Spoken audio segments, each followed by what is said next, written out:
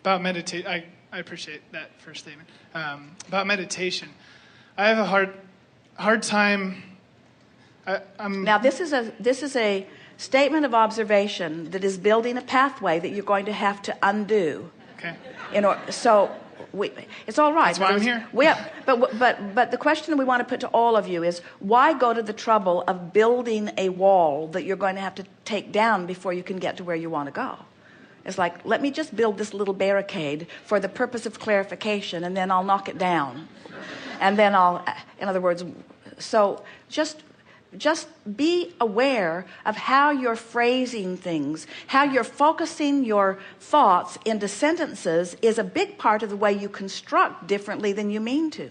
So when you start a sentence out by, I have a hard time with, you're just deliberately building the trouble with that is, what I don't like about that is, the thing that bothers me most about this is, in other words, you have a bunch of those phrases that not just you, but everyone does. So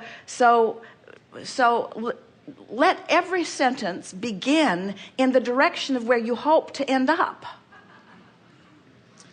The improvement I'm looking for is constructing a thought way that's different than the struggle I have with this is. Right. You see what we're getting at? I do. And so I will say, I would like to know the easiest way for me to release that resistance and get in the vortex, because I'm a very physical person. I really like moving. So laying down. Well, usually the easiest way to release resistance on any subject is to take a hiatus from the subject.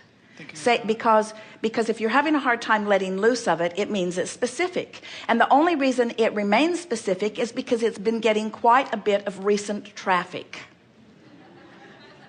Quite a bit of recent attention. So if you can do something about diffusing the attention by saying things like, well, I don't have to think about that now, and I'll just put that on the back burner, and I know I've got the new and improved version of that in my vortex that's working its way out, and there isn't anything for me to do right now about that anyway, and when I take effort from the standpoint of the vibration that doesn't match it, it's just counterproductive anyway, so I think I'll just chill on this.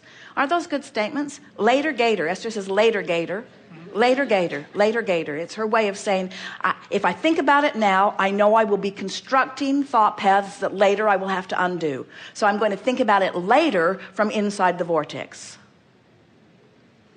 Or I'm not going to think about it. Right. Do you ever have people that they want to talk about it now? I want to talk about this and I want to talk about this now. Please don't make me.